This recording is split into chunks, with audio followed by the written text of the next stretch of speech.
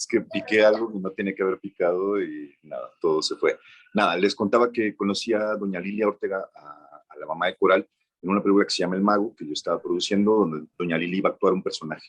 Entonces, cuando estábamos por firmar el contrato, me dijo que quería aparecer como con el nombre artístico de Lilia Ortega, doña Pinoles. Y cuando ella me dijo eso, la verdad es que de inmediato pensé muy vagamente en un actor al que recordaba que le decían Pinolito. Y fue entonces que le pregunté, oiga, ¿y usted tiene algo que ver con Pinolito? Y me dijo, sí, es mi hijo. Y le dijo, ¿y dónde está Pinolito? Y me dijo, por ahí anda, ¿no? Entonces, como que ahí quedó un poco la historia. Y a las 2 semanas ya regresó una prueba de vestuario a la oficina y me dijo, te traigo a Pinolito. Y entonces abrió la puerta y cuando entró, era una mujer rubia, con tacones, bolso, vestido. Y la verdad es que me impresionó muchísimo como, en principio, como el contraste que ellas hacían cuando estaban juntas, ¿no? Y me impresionó muchísimo eh, que alguien que era conocido como Pinolito de pronto había tenido como esa transformación genérica y ahora se llamara Coral.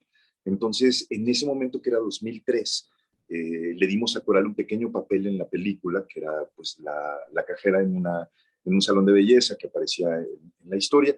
Y después pasaron como varios años, en realidad pasaron más o menos 6 años, volvimos a trabajar un par de veces más juntos con doña Lilia, en otra película que se llama Flor de Fango. Después llamamos a Coral para que hiciera un personaje en Rabioso Sol, Rabioso Cielo. Y como que en esos 6 años, la verdad es que le di vueltas y vueltas como en la cabeza, pensando que había algo en ellas que me intrigaba muchísimo, que yo mismo a nivel inconsciente no tenía tan claro. Y un día, me acuerdo que les llamé, era un domingo, y les dije, oigan, ¿puedo ir a verlas? Y me dijeron, sí. Y en ese momento fui a casa de ellas en Garibaldi, a la casa que vemos en la película, y empezaron a contarme su historia. Yo recuerdo que llevaba una grabadora de cassette, que no había celulares que grabaran sonido todavía en ese momento, era una grabadora de cassette y les hice como una entrevista que más o menos versaba en torno como a su historia alrededor del cine, ¿no? Que ese, digamos que fue como el primer propósito de la película, como contar esta historia de dos personajes aparentemente marginales de la historia misma del cine, que nadie iba a recoger como jamás su historia, y ese acercamiento testimonial quizás fue como el inicio de la película, porque la siguiente vez que nos vimos, o sea, dije, pues vamos a grabarlo en video, ¿no? Vamos a comenzar un registro audiovisual, y ahí empezó el rodaje, un rodaje que llevó además más o menos como 3 años y medio, ¿no? A lo largo de 3 años y medio fuimos varias veces, a veces una semana, a veces 3 días, a veces a un evento muy particular, etcétera, y fuimos como registrando de alguna manera lo que pasaba en sus vidas. Más o menos ese es el origen de Quebranto. Bueno, pues sí, sin duda es una historia que pues, nos vuela la cabeza por muchas cosas, ¿no? Primero, pues tenemos un personaje del cine mexicano que estuvo además en películas de bastante renombre, ¿no? No es un extra en películas X, ¿no? Tiene bastante relevancia, ¿no? Trabajar con Jorge Pons y su mamá haber trabajado con Felipe Casals, pero bueno, pues nos habla bastante de su capacidad histriónica y de su pues, trayectoria, ¿no? Pero después verla un poco en el contexto que su mamá tenía, ¿no? Los miedos que su mamá tenía hacia esta conversión, pues de cierta forma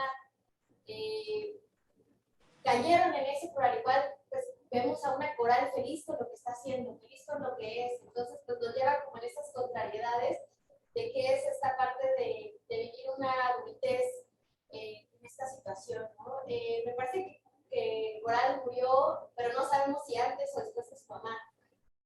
Murió después de su mamá, o sea, primero falleció doña Lilia, y casi 3 años después falleció Coral, o sea, hace más o menos 3 años, sí, antes de la pandemia, un año antes de la pandemia. Sí, en circunstancias, la verdad, no muy afortunadas. eh, Ella logró casarse, digamos que un poco la consecuencia de la película fue una consecuencia muy benéfica para ambas, ¿no? Doña Lilia pues siempre siguió actuando, ¿no?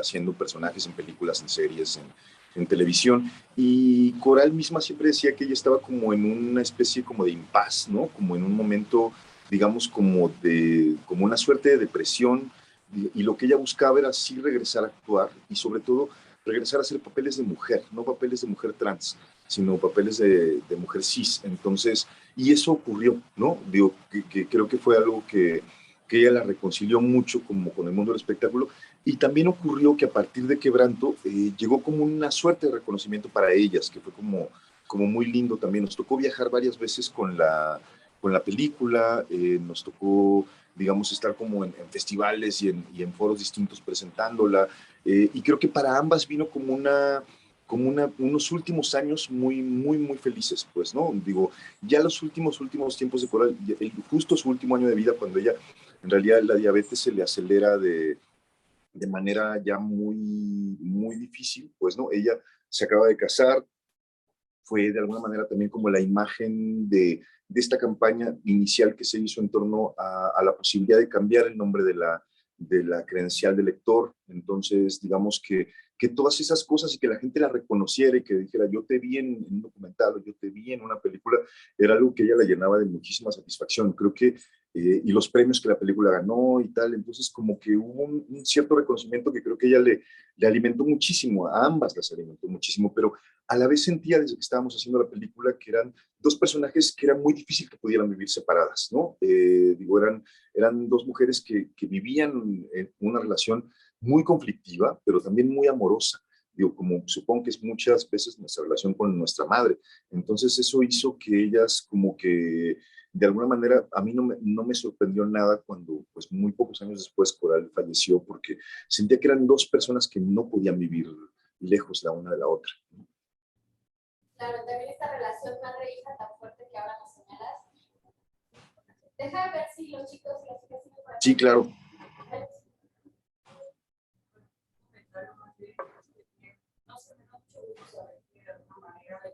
Solo digo, no oigo nada, chicos. A ver si hablan un poquito más fuerte, yo voy a subir aquí todo el volumen que pueda. Lo voy a poner así como en mi oreja y ahorita regreso. O sea que van a ver un techo. ¿Ya se me escucha mejor? Ajá. Decía que me da mucho gusto saber que esta producción de alguna manera pudo generar ellas algún tipo de reconocimiento, porque pues, es como un poco complicado ver durante la película esta especie de, después de, digamos, haber sido sumamente reconocida.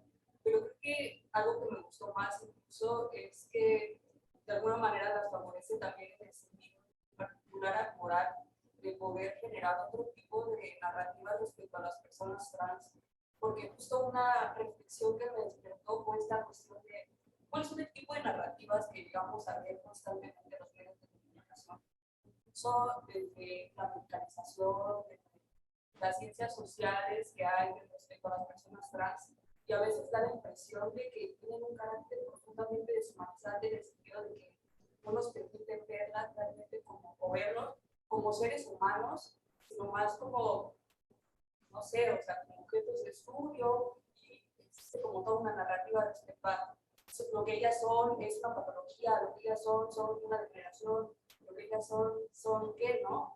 Y me gusta mucho como poder ver esta cuestión de la intimidad y de poder, digamos, también reconocerlas como seres humanos, y creo que es algo que logra la película y en ese sentido me gusta. Uy, pues muchísimas gracias, la verdad. Creo que algo que yo lo voy a decir como de manera muy franca, pues, ¿no? Cuando yo me acerco a ella, la verdad es que en mi propia vida personal, solo había tenido tratos con una mujer trans cuando yo era muy joven, pues, ¿no? Digo, una amiga que se llama Vicky Fox, cuando yo trabajé hace 1000 años como mesero en un bar y ella era como una cliente muy asidua y nos hicimos amigos, pues, ¿no? Después de ella, la verdad es que, digamos, tengo muchos años trabajando, digamos, sobre la representación, sobre todo de la comunidad gay en el cine, pues, ¿no? Tanto como productor como director, digamos, ha sido un tema que me ha acompañado durante mucho tiempo, pues, ¿no? Cuando decido acercarme, digamos, como a la complejidad, digamos, como del retrato del carácter de una persona trans, la verdad es que lo hice con muchísimo desconocimiento, ¿no? Digo, al final, una de las reflexiones con las que yo me quedé es que socialmente, por lo menos en ese momento cuando estábamos haciendo la película, que estoy hablando pues, de hace muchos años, porque el rodaje empezó en 2009, ¿no? Cuando empezamos a filmar y terminamos, la película se estrenó en 2013, ¿no? Digamos que también la visibilidad de personas trans en la pantalla era mínima. O sea, la verdad es que si uno piensa como en la historia del cine mexicano, se encontrará pues muy pocos personajes, o bueno, no tan pocos, pero personajes que normalmente son escarnecidos en la pantalla, ¿no? Digo, personajes de los cuales sirven como sujetos cómicos para situaciones donde se van a burlar de ellos, etcétera. Entonces, digamos que el único gran antecedente de un gran personaje trans en el cine nacional es una película fantástica que se llama El lugar sin límites, que se hizo se estrenó en 1977. Entonces, digamos que cuando yo me acerco a ella, la verdad es que me acerco con un montón de desconocimiento y con muchísima curiosidad, o sea que me parece que también es una guía importante para cualquier, digamos, como trabajo de investigación, una curiosidad ante algo que uno no conoce o desconoce como por completo. Afortunadamente la posibilidad de estar varios años cerca de ella y de su mamá y del mundo en el cual ellas vivían, ¿no? Digamos que nos permitió asomarnos de alguna manera, como justamente como a la complejidad de carácter de cualquier persona, pues, ¿no? O sea, que es la gran posibilidad que tiene como estar mucho tiempo como cerca de alguien. Y algo que a mí o sea, nunca dejará de conmoverme, ¿no? Es como hay gente que ha visto la película y que ha leído este retrato de Coral y de su mamá como un retrato sórdido, devastador, digamos que solo se concentra como en la precarización de la vida de dos personas, etcétera, pues, ¿no? Y otras personas, y yo me incluyo entre ellas, encontramos en este retrato también como una esperanza muy profunda, pues, ¿no? O sea, como una afirmación vital, digamos que a mí me sorprendía siempre que la veía, y ella era muy consciente también de toda esta situación. Recuerdo que alguna vez me decía, sé que cuando yo salgo a la calle y me subo en un trolebús, que era lo que pasa cerca de Garibaldi, ¿no? Digamos, la gente me ve y empieza a cuchichear y empieza a hablar de mí y empieza a decir, ella no es una mujer, digo, es un hombre vestido de mujer, etcétera, etcétera, etcétera. Pues no, o sea, la manera como estigmatizamos a las personas trans. Y ella lo asumía de manera muy valorosa. Y a mí me pareció un ejemplo que es algo que sigo creyendo hasta hoy. Me parece que esta afirmación y este valor para asumir el día a día con esta voluntad me parecía muy valioso, la verdad, pues, ¿no? Y en ese sentido, lo que nosotros intentamos hacer con Quebranto era un retrato muy frontal. Incluso eso se traduce incluso a la manera como la cámara está puesta, ¿no? Digo, esas son como sutilezas del lenguaje fílmico que nos permiten decir, uno puede retratar a un personaje desde arriba o desde abajo o de manera frontal, pues, ¿no? O sea, y eso hace que también la cercanía con esa persona que uno está viendo en pantalla sea mucho mayor. Y eso hace también que de alguna manera ella tampoco se vea jamás retratada desde un punto de vista que la vulnere o que haga de ella como un personaje a escarnecer o algo por el estilo. Entonces, sí creo que eso sí fue voluntario desde el inicio. Y en ese momento, insisto, cuando la película se estrenó en 2013, no había prácticamente retratos de personas trans, pues, ¿no? En el cine documental, nada, pues, ¿no? O sea, al mismo tiempo está en otro documental que se llama Morir de Pie, que es súper interesante.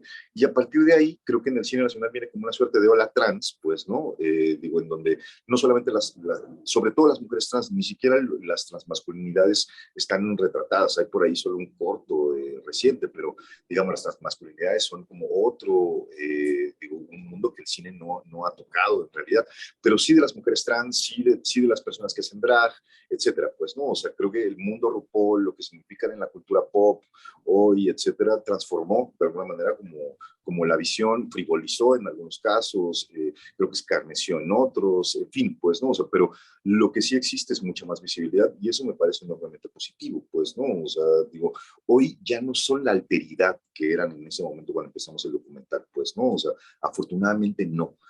O por lo menos ya no son tan la alteridad. O sea, recuerdo la primera función que hicimos juntos, fue en Puebla.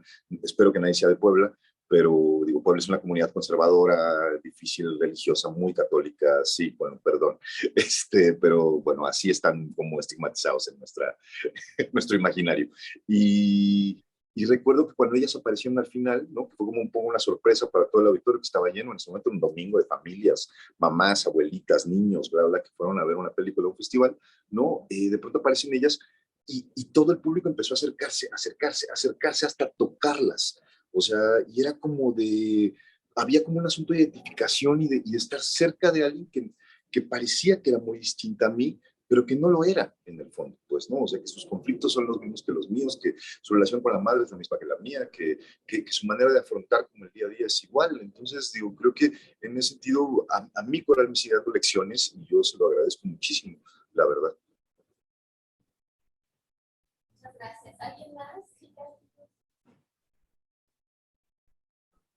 A mí, sabes, igual algo que le aplaudo mucho al documental y a la realización del mismo es el hecho de que es un documental que también cuenta con música y es como un musical documental, pero que además está inmerso en la historia, ¿no? Darnos cuenta de cómo se esforzaba por bailar, de que bailar era su vida, y que el performance que tenía, las representaciones que hacía, pues eran su vida, realmente era lo que a ella le hacía feliz, ¿no? Entonces eso, pues, lo retratas muy bien y al final, bueno, pues nos impacta, ¿no? Nos impacta hoy saldré por la noche, pero también como que nos abraza a ver que ella es feliz en ese momento, ¿no? Exacto, digo, la música sí era algo muy importante, porque además era una manera también de retratar la ciudad donde Coral había vivido, que es quizás como otro, el espacio citadino era uno de los grandes valores para contar esta historia, pues, ¿no? O sea, y la música que acompaña este espacio citadino, que es el tango, el bolero, el vals, digamos, música más guapachosa, en fin, pues, ¿no? O sea, por supuesto, baladas, por supuesto, digo, esta gran... digo, balada rítmica de Rafael, Mi Gran Noche, en fin, pues, ¿no? O sea, digamos, las rancheras, como cuando hace lo de Lucha Villa, cantando las ciudades. Entonces, digamos que siempre lo vimos como una especie de viaje musical a través de la ciudad y que atravesaba la vida de Coral, ¿no? Digo que sin duda atravesaba la vida de un personaje que además, en este aspecto performático, que a mí es una de las cosas que me parece también más interesante de ella como figura, de ser como una especie de construir metaficciones a lo largo de su vida, pues, ¿no? O sea, de ser un niño que se vuelve un niño que hace fonomímica, que después interpreta personajes en el cine, que después decide transformar su propia identidad genérica, digo, y que ahí sigue representando personajes, pues, ¿no? Entonces estamos ante un personaje que todo el tiempo está como tratando de construirse nuevas máscaras, o que más bien detrás de una primera máscara hay otra máscara y otra máscara y otra máscara. Siempre decíamos que la propia estructura de la película era como una cebolla, pues, ¿no? O sea, como una cebolla donde uno va quitándole capas y aparece otra capa y otra capa y otra capa. Y ese también fue un poco la estructura de la edición, pues, ¿no? O sea, como él develando, pues, ¿no? A un personaje, revelándolo, pues, ¿no? Digo, a través de decir, pero también hizo esto, pero también es esto, pero también es tal, pues, ¿no? O sea, y eso hace que también un poco como uno diga, wow, digo, que no es excepcional. Al final, todas nuestras vidas son un poco eso, pues, ¿no? O sea, todas nuestras vidas están llenas como de transformaciones de ese tipo, solo que en este caso la vida de Coral, pues probablemente sea una vida, digamos, llena de muchas aventuras, pues, ¿no? O sea, lo que trata el documental es de recopilar algunas de ellas, algunas de estas identidades que ella va construyendo a lo largo de su vida, ¿no?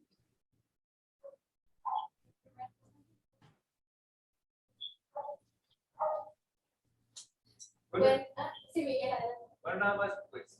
No, me voy a pegar ya. No, nada más, pues, felicitarte por este trabajo. Y también tenía, bueno, me surge una duda. Cuando trabajas con personas que están acostumbradas, en este caso, acostumbradas a la cámara, todo se hace mucho más sencillo al momento de filmar. Pero ¿hubo alguna suerte de negociación? ¿Y cómo se dio por lo que va a salir, por lo que, digamos, con la narrativa audiovisual de la película? Pero negociación, ¿te refieres a qué? Ajá, a qué sí va a salir, qué no va a salir, cómo va a salir. Sí, en este caso con ellas. Pues realmente no. Digamos, contesto como la primera parte de la pregunta. La verdad es que sí fue una gran ventaja que ellas fueran dos personas muy acostumbradas a la presencia de la cámara, ¿no? Digo, creo que eso hace un poco la diferencia también del planteamiento del lenguaje cinematográfico en la película. Normalmente cuando vemos un documental vemos a una persona sentada con una cámara fija enfrente de ella relatando cosas, pues, ¿no? Digo, aquí la ventaja de tener a dos personas que han vivido toda su vida delante de una cámara hacía que ellas supieran que cuando el director dice acción, pues, ¿no? Algo tiene que detonarse, pues, ¿no? O sea, algo tiene que detonarse, volverse interesante y tal, pues, ¿no? que si la cámara se mueve, pues no, ellas tienen muy claro que pueden llegar como a determinados lugares porque el foco las tiene que seguir, etcétera, pues no, y que no pueden rebasar como determinados ámbitos. Entonces, eso me permitió proporcionarle al documental, digamos, como una movilidad, ¿no? La cámara está prácticamente moviéndose en buena medida a lo largo de toda la película, ¿no? Y nunca hubo, digamos, como ninguna sorpresa de parte de ellas, pues, ¿no? Digo, porque hay un carácter performático, digamos, como es su trabajo. Y en ese sentido, digamos, como de esta negociación de la que hablas, realmente no existió. Creo que cuando yo empiezo la película, digamos, yo lo que quería era solamente un testimonio, pues, ¿no? O sea, acercarme a un testimonio de dos personas que no quería que se perdieran. Y conforme van pasando los meses y luego los años, pues no, o sea, me doy cuenta de que ahí hay, digamos, como una historia que puede convertirse, digamos, en un largometraje. Y, y creo que quizás esto lo responda, cuando presentamos la película por primera vez, nos dieron un apoyo de parte del Festival Ambulante, ¿no? Y había que hacer una pequeña función para ellos, para la gente ambulante y los patrocinadores, que era la cervecería Cuauhtémoc Moctezuma. Entonces esa fue realmente como nuestra primera salida al público en el Cine Tonalá para 15 personas. Y cuando la película se acaba, había un poco de prensa y algunas personas de la prensa le preguntaron a Coral como de, bueno, pues ahí está la película que estabas esperando, ¿no? Esta era la película que deseabas que llegara a tu vida. Y ella dijo, no, este es un reportaje, ¿no? Esto es una película que hizo Beto, que así me decía, como para contar un poco lo que somos. Sí, así somos, así vivimos, estas somos, ¿no? Pero esto no es una película, ¿no? Y yo recuerdo que ellas no estaban como muy, no sé, yo estaba sentado junto a ellas a lo largo de esa proyección y tenían un rostro serio, así muy terrible. Y yo dije, no le está gustando nada, pues, ¿no? Así. Y al final, nada, nos despedimos, todo fue como, porque ellas, además, también lo que decían es, han pasado 4 años desde que empezamos a filmar. Entonces, a lo que pasó hace 4 años, pues ya ni siquiera lo recuerdo. Pasaron muchas cosas, a la mamá le dio EPOC, por eso de pronto aparece un tanque de oxígeno en la sala, o sea, como que la casa misma se va transformando de color, etcétera.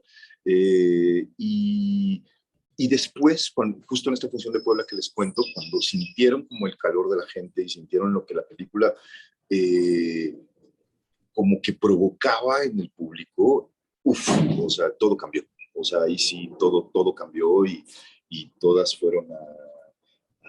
Denme un segundo.